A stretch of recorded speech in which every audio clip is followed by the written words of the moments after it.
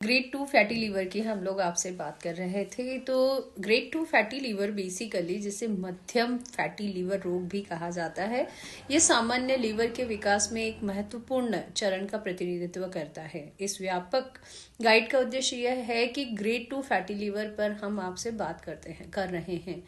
इसके कारण क्या हो सकते हैं, उसके जो है उपचार किस तरह से किए जा सकते हैं, और सिर्फ आपको इन सारी चीज़ों के बारे में एक तरह से लक्षण क्या हो सकते हैं, ये इसके बारे में जानकारी देना हमारा टारगेट है।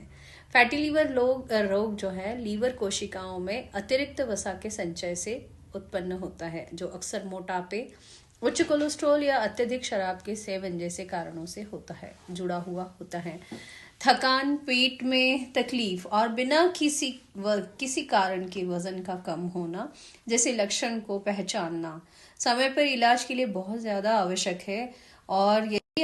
हम इसकी उपचार विधियों पर बात करेंगे तो जीवन शैली में बदलाव, आहार में बदलाव ग्रेड 2 फैटी लीवर के लक्षणों को कम करने और इससे बढ़ने को रोकने के लिए एक तरह से चिकित्सा की दृष्टि से ये उपाय शामिल हैं। बेसिकली हम यदि बात करें तो ग्रेड 2 फैटी लीवर के क्या क्या रीजंस हो सकते हैं, उसमें हम बात करें कि